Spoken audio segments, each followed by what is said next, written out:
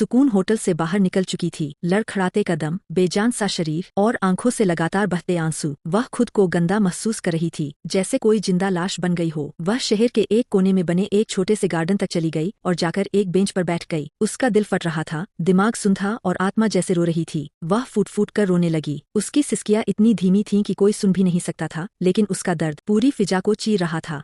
वहीं दूसरी तरफ शाश्वत कार के पास खड़ा था। फोन उसके कान पर था, लेकिन ध्यान कहीं और। मैंने कहा ना, होटल की सीसीटीवी फुटेज निकालो। मुझे शक है कि जो लड़की इस वक्त मेरे साथ होने का दावा कर रही है वो असल में नहीं थी। क्यों? फोन के दूसरी तरफ से आवाज आई। शाश्वत की आंखों में गहराई उतर आई। क्योंकि कल रात मैंने सुकून महसूस किया था। वो जो इस वक्त मेरे पास है उसमें वैसा कुछ भी नहीं है। मुझे उस सुकून की तलाश है। और उसी वक्त उसकी नजर गार्डन के कोने पर पड़ी एक लड़की पर पड़ी हुई, जो बेंच पर घुटनों को सीने से लगाए बैठी थी। भीगी आंखें, बिखरे बाल, कांपता शरीर, वही चेहरा, वही मासूमियत और वही सुकून। शाश्वत की सांसें एक पल को रुक गईं। ये वही है, ये वही लड़की है, ये वही एहसास है। उसके कदम आगे बढ़ने लगे, पर तभी फोन पर कोई बात हुई और वो एक पल को रुक गया। उधर सुकून की दुनिया पूरी तरह टूट चुकी थी। दीदी ने मेरे साथ ऐसा क्यों किया? क्या मैं इतनी बुरी थी? अब मैं कैसे मम्मी पापा को मुंह दिखाऊं? वह सोच सोच कर खुद को और अंदर तोड़ती जा रही थी। उसने अपने बालों को कसकर पकड़ा और जोर से चीखी, लेकिन उसकी चीख उसके गले में ही घुट गई। अचानक उसे लगा कोई उसे देख रहा है। उसने आंखें उठाईं। दूर कार में बैठा वही आदमी, जिसे वो पहचान नहीं पा रही थी, लेकिन उसकी नीली आंखों ने उसका ध्यान खींचा। एक पल को दोनों की नजरें मिली और बस वो एक पल जिंदगी बदल देने वाला था। शाश्वत के चेहरे पर एक हल्की मुस्कान आई, पर वो कुछ कह नहीं सका क्योंकि उसे निकलना पड़ा। कार चल पड़ी, पर उसके दिल में सुकून की झलक रह गई। रात 9 बजे राजवंश हवेली। पूरा परिवार चिंता में डूबा हुआ था। सुकून कल रात से गायब है। कहाँ चली गई मेरी बेटी? मिस्टर और मिसेज राजवंश की आंखों में आंसू थे। वही सामने बैठी श्रुति अपनी झूठी कहानी बुन चुकी थी। वो तो मेरे साथ ही थी मम्मी। हमने होटल में रूम लिया था, पर सुबह उठी तो वो गायब थी। मुझे कुछ समझ नहीं आया और झूठी आंसू गिरने लगे। उसी वक्त दरवाजा खुला। सुकून घर लौट आई थी। सबने राहत की सांस ली। मम्मी पापा दौड़े, पर सुकून बस चुपचाप खड़ी रही। श्रुति की आंखों में खून उतर आया। तू लौट आई? पर सुबह की हल्की धूप खिड़की से अंदर झांक रही थी। सुकून अपने कमरे की बालकनी में खड़ी थी, दूर शून्य में निहारती हुई। चेहरा अब भी बुझा हुआ था। आत्मा थकी हुई, पर आंखों में एक हल्की सी उम्मीद थी। उसी नीली आंखों वाले अनजान इंसान की वजह से। वो कौन था और क्यों उसकी आंखों में इतनी तसल्ली थी? क्या वो ही था जो मेरी पहली रात में मेरे पास था? उधर सिंघानिया ऑफिस। शाश्वत लैपटॉप पर होटल की फुटेज देख रहा था। सीसीटीवी कैमरे में कुछ क्लिप्स मिली थीं, अधूरी, धुंधली, लेकिन एक पल ऐसा था जहां किसी ने सुकून को कमरे में ले जाते देखा था। ये लड़की श्रुति है। उसने रिकॉर्डिंग को जूम किया और फिर उसकी आंखों में गुस्से की चिंगारी चमकी। तो ये सब प्लान किया गया था और उस मासूम लड़की को फंसाया गया था। उसे झटका लगा। मैं किसी और के साथ नहीं था, मैं सुकून के साथ था। वो उठ खड़ा हुआ। पहली बार उसके चेहरे पर बेचैनी साफ थी।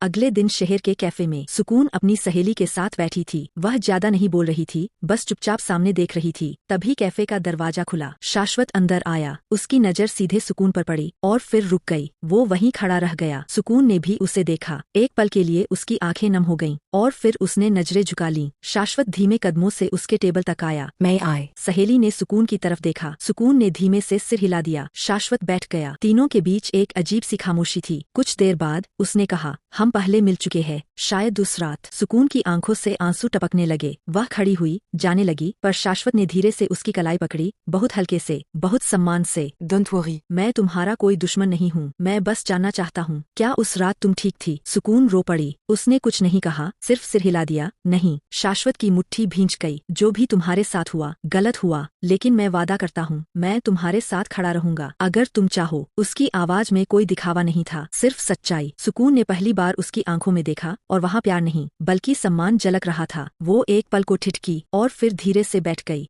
श्रुति के पास खबर पहुंची। शाश्वत सुकून के पास बैठा था। उसके चेहरे पर पसीना आ गया। नहीं, ये नहीं हो सकता। शाश्वत को तो मुझ पर भरोसा करना था। मैं ही उसकी रात थी। मैंने उसे ये यकीन दिलाया था। फिर उसने फोन उठाया और अपनी अगली चाल चलने की ठानी। अब सुकून से उसका दर्द नहीं, उसका प्यार भी। शाश्वत अकेला बैठा था। कमरे में अंधेरा था, लेकिन उसके दिल में अब एक चीज साफ हो चुकी थी। उसने सुकून को महसूस किया था, किसी भी औरत से नहीं। उसे हर दिन वो एक रात याद आती थी, एक स्पर्श, एक मासूम सिसकी, एक कांपती हथेली, और वो एहसास जो श्रुति कभी नहीं दे पाई थी। वो अपनी सोच में डूबा था, तभी मोबाइल की स्क्रीन चमकी। सीसीटीवी फुटेज रिकवर हुई। उसने फौरन क्लिक किया और स्क्रीन पर साफ साफ देखा, श्रुति सुकून को बेहोशी की हालत में कमरे में ले जा रही थी। और अगले कुछ सेकंड्स में वो आदमी भी दिखाई दिया जिससे श्रुति ने सौदा किया था। शाश्वत की आंखों में खून उतर आया। इतनी गिरी हुई निकली तुम, श्रुति? राजवंश हवेली उसी वक्त। सुकून अब भी अपने कमरे में बंद रहती थी, न ज्यादा बोलती न किसी से मिलती। लेकिन एक बदलाव था, अब वो हर रोज किसी के कॉल का इंतजार करती थी। और उस दिन कॉल आया। सुकून, जी मैं शाश्वत बोल रहा हूँ, क्या मिल सकती हो? जरूरी है। कुछ घंटों बाद वही कैफे। सुकून हल्के गुलाबी सूट में आई थी। अब उसकी चाल थोड़ी मजबूत थी और आंखों में थोड़ी उम्मीद। शाश्वत ने उसे देखा, उठकर खड़ा हुआ। बैठो। वो बैठी। कुछ देर तक दोनों चुप रहे। फिर शाश्वत ने मोबाइल उसकी ओर बढ़ाया। ये देखो, ये सब फुटेज है। मुझे सच पता चल चुका है और अब मैं तुम्हारे साथ खड़ा हूँ, पूरी दुनिया के सामने। सुकून के हाथ कांप गए, आंखों से आंसू टपके। लेकिन इस बार ये आंसू सुकून के थे, दर्द के नहीं। किसी ने कभी मुझ पर यकीन नहीं किया, आपने कर लिया। शाश्वत ने उसका हाथ पकड़ा। अब तुम अकेली नहीं हो। अगले दिन सिंघानिया प्रेस कॉन्फ्रेंस। शाश्वत ने माइक उठाया। पूरा मीडिया मौजूद था। आज मैं सबको एक सच बताना चाहता हूँ, उस लड़की के बारे में जिसे दुनिया ने बदनाम किया, लेकिन जिसे मैंने दिल से सच्चा पाया। उसका नाम है सुकून राजवंश। सुकून मंच पर आई। धीरे धीरे कैमरों की चमक उसके चेहरे पर पड़ने लगी। मैं टूटी थी, लेकिन अब खुद को जो रही हूँ, क्योंकि मुझे किसी ने सिर्फ मेरा शरीर नहीं, मेरा मन भी समझा है। और वो है शाश्वत।